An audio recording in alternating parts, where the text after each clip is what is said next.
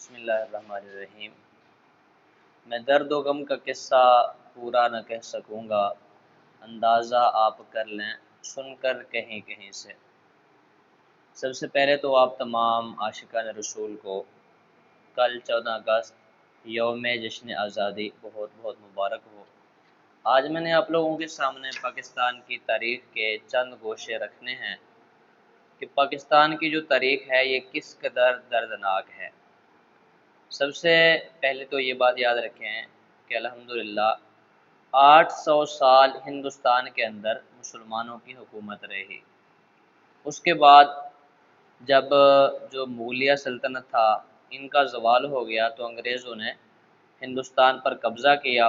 اس کے بعد پھر انہوں نے فتنے فساد برپا کرنا شروع کر دیے۔ بعد میں پھر تحریک پاکستان چلی اور اس کے اندر بہت سارے ظلم و ستم کا سامنا کرنا پڑا۔ اس کے بعد بالخصوص جب ہجرت کے مواقع آئے تو اس کے اندر جو ہندو لوگ تھے اس وقت کے کفار تھے، انہوں نے بہت زیادہ مسلمانوں کو ظلم و ستم کا نشانہ بنایا اور بہت ہی زیادہ مسلمان اس کے اندر شہید کیے گئے۔ یوں کہا جائے کہ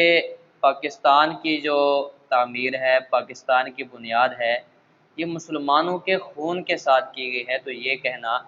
غلط نہیں ہوگا۔ تو یہاں پہ میں آپ لوگوں کو ایک جھلک کے اندر پاکستان کی تاریخ کچھ بیان کرنا چاہوں گا۔ میرے پاس یہ کتاب ہے، ہم نے پاکستان کیسے بنایا، تو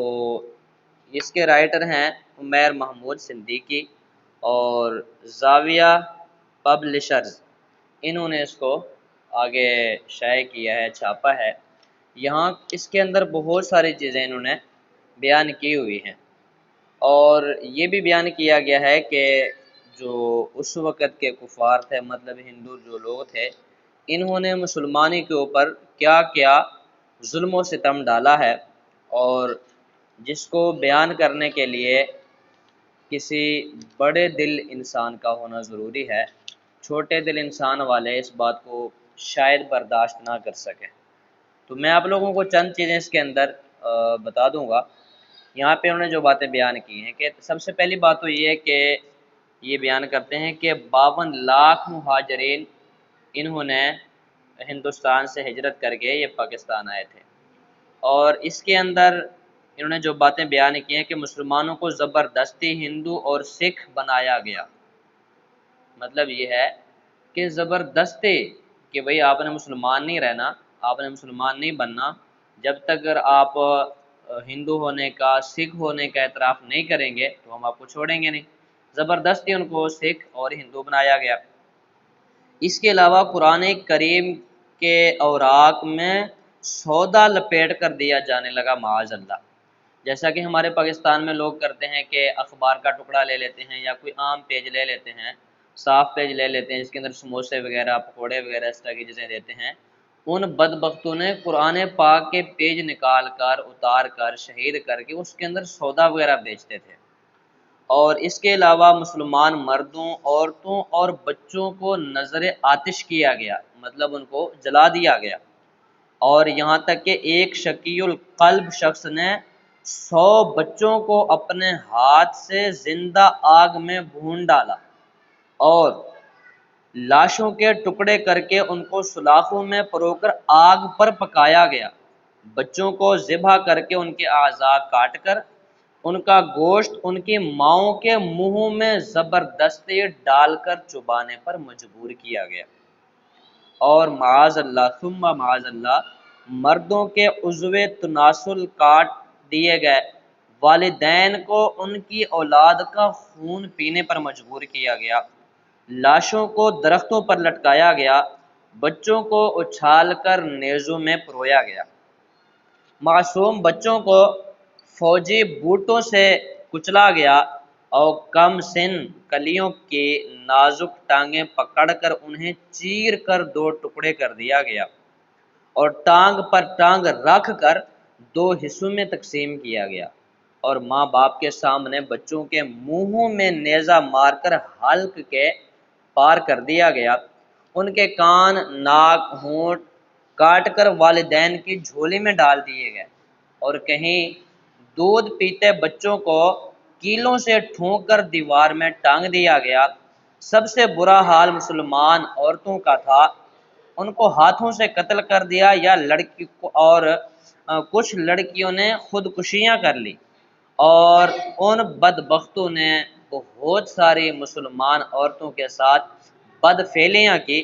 اور لاتعداد لڑکیوں کو اغوا بھی کر لیا، جن میں سے بے شمار آج بھی اپنی کوکھ سے کافر بچوں کو جنم دے رہی ہیں، اور ان کی آنکھیں کسی محمد بن قاسم اور محمود غزنوی کا انتظار کرتے کرتے پتھرا چکی ہیں، اور جو زندہ ہاتھ لگی ان کی چھاتیاں کاٹ دی گئیں۔ والدین اور بھائیوں کے سامنے جوان لڑکیوں کو برہنہ کر کے انتہائی بے دردی کے ساتھ ان کی عصمت دری کی گئی۔ سر عام مسلمانوں کی عصمت کا جنازہ نکال دیا گیا، بوڑھوں کے ہاتھ پیر کاٹ کر انہیں سب کے سامنے ایڑیاں رگڑنے پر مجبور کیا گیا، اور ایڑیاں رگڑ رگڑ کر مرنے کے لیے چھوڑ دیا گیا۔ وہ مسلمان جو کسی طرح جان بچا کر اپنے گھر بار اور جائیداد کو چھوڑ کر کیمپ میں پہنچتے، وہ وہاں لا یموت فیہا ولا یحییٰ، نہ مرتے تھے اور نہ ہی جیتے تھے، اس طرح کی کیفیت سے دوچار ہوتے تھے، اور کئی دن کھانا اور پینے کا پانی نہیں ملتا۔ وہ خواتین جو ہمیشہ با پردہ رہتی تھی، ان کیمپس میں بغیر دوپٹے تھیں، اگر کھانا دیا جاتا تو اس میں غلاظت اور کانچ پیس کر ملا دیا جاتا، پھر وہ مسلمانوں کو کھانے کے لیے پیش کیا جاتا تھا، اور کئی مسلمان زہر ملا ہوا پانی ہی پینے کی وجہ سے موت کا شکار ہو گئے۔ کیمپس میں طرح طرح کے وبائی امراض پھیل گئے، بچے، بوڑھے، مرد اور عورتیں سسک سسک کر مرنے لگے۔ رہی صحیح قصر حفاظت پر معمور فوجیوں اور پولیس نے مسلمانوں کو گولیاں مار کر ان کی بیٹیاں اغوا کر کے پوری کر دی۔ ان کیمپس میں یہ منظر بھی آسمان نے دیکھا کہ بعض موقع پرست مسلمان اس حال میں صاف پانی کا ایک گلاس 300 روپے میں فروخت کر رہے ہیں۔ جناب، یہ موجودہ دور کی بات نہیں ہے، یہ آج سے تقریباً 100 150 سال کے قریب پرانی بات ہوگی۔ اس وقت 300 گویا کہ 3 لاکھ کے قریب ہوا کرتا تھا۔ اس وقت صرف ایک گلاس پانی پینے کے لیے 300 روپے خرچ کرنا، اور مسلمانوں کے اوپر اس طرح کے ظلم و ستم تھے تو ان کے لیے 300 لانا یہ بھی بہت مشکل ہوا کرتا تھا۔ تو یوں انہوں نے بہت سارے مسائل اور آزمائشیں اپنی آنکھوں سے دیکھی، بہت سارے افراد شہید ہوئے، اور یوں دریا عبور کرنے، کھانا یا پانی خریدنے اور جان و آبرو کی حفاظت میں مسلمانوں کی سونے چاندی اور روپے کی صورت میں جمع پونجی بھی اونے پونے داموں صرف ہو گئی، اور یہاں تک کہ مسلمان مجبور ہو گئے اور ان کو ہجرت کرنا ہی پڑا۔ تو یہ ہجرت کے موقع پر اتنا سارا ظلم و ستم ڈھا دیا گیا۔ یہاں پہ اسی کتاب کے اندر آگے ایک اور واقعہ اس مصنف نے بیان کیا ہے۔ 11 ستمبر 1947 کی بات ہے کہ 100 برہنہ عورتیں وہاں پہ پڑی ہوئی تھی، مطلب یہ لوگ ہجرت کر کے جا رہے تھے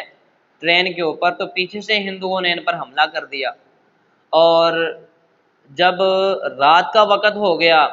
تو کسی بھی طریقے سے بچ بچا ہو کے جو رہ گئے تھے وہ جب بچ گئے، سائڈ پہ ہو گئے، اور جو مسلمانوں کے حفاظت کرنے والے کچھ افراد تھے مسلمانوں ہی میں سے، تو وہ بعد میں لاشیں ڈھونڈنے لگے، تو ڈھونڈتے ڈھونڈتے ان کو 100 ایسی عورتیں ملی جو برہنہ پڑی ہوئی تھی، اور معاذ اللہ ان کو دیکھ کر اس بات کا اندازہ ہو رہا تھا کہ ان سب کے ساتھ معاذ اللہ غلط کام کیا گیا، ان کی عصمت دری کی گئی ہے۔ یہ اتنے سارے ظلم و ستم ڈھانے کے بعد آج کل کے مسلمان پاکستان میں رہ کر ان شہیدوں کے لیے کیا کر رہے ہیں؟ بلکہ آج کل تو یہ ہوتا ہے کہ 14 اگست کے جب آزادی کا دن آتا ہے تو سوشل میڈیا پہ نیوز وغیرہ کے اوپر وائرل ہو رہا ہوتا ہے، یوم اگست کی خوشی میں فلانا گانا ریلیز کیا جا رہا ہے، پیچھے اتنے سارے شہید افراد کا خون اور اوپر موجودہ دور کے حکمران توبہ توبہ۔ حالانکہ اس زمانے کے اندر مسلمانوں نے جو قربانیاں دی تھی، آج کے زمانے میں بھی اگر پاکستان کو بچانے کے لیے، پاکستانی کی خوشحالی کے لیے 2 سے 4 قربانیاں بھی اگر پیش کی جاتی تو پاکستان کے یہ حالات آج ہمیں دیکھنے نہ پڑتے۔ لیکن پھر بھی اس بات پر اللہ تبارک و تعالیٰ کا لاکھوں کروڑوں اربوں خربوں احسان ہے، شکر ہے کہ ہم ایک آزاد ملک میں جی رہے ہیں، ایک اسلامی جمہوریہ پاکستان کے اندر جی رہے ہیں، جہاں پہ ہمیں نیکی کی دعوت دینے پر، چاہے وہ سوشل میڈیا کے ذریعے ہو، چاہے وہ بالکل آمنے سامنے ہو، کسی طرح کی کوئی پابندی نہیں۔ میرے خیال سے شاید یہ پاکستان ہی کا خاصہ ہے اور یہ سب سے بڑی آزادی ہے، اور اپنے ملک سے محبت کا اظہار کرنا یہ ہمارے پیارے آقا صلی اللہ تعالیٰ علیہ وآلہ وسلم کی سنت بھی ہے۔ آپ تمام دیکھنے اور سننے والوں سے میری یہ عرض ہے، التجا ہے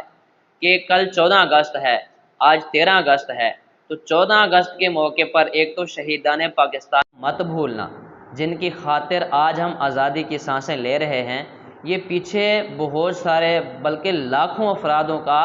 خون ہے، جن کی بدولت ہم آج بالکل چین سے بیٹھے ہوئے ہیں، ہمیں کسی چیز کی پرواہ نہیں ہے۔ اور کل تو آپ لوگوں نے ایک تو شہیدان پاکستان کے لیے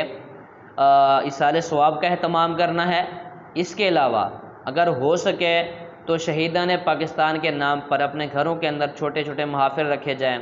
یا ختم پاک کا اہتمام کیا جائے۔ اس کے علاوہ گانے بجا کر موٹر سائیکل کے اوپر ون ویلنگ کر کے ایک تو اپنی زندگی کو داؤ پہ لگانے والی بات ہے، اور پھر یہ گویا کہ اس دن کی بے حرمتی ہے، تو اللہ تعالی ہمیں اس دن کی بے حرمتی سے بھی محفوظ فرمائے، اور شریعت کے تقاضوں کے مطابق 14 اگست منانے کی اللہ تعالی ہمیں توفیق عطا فرمائے۔ اور جو باتیں میں نے اپنی طرف سے بیان کی ہیں، مطلب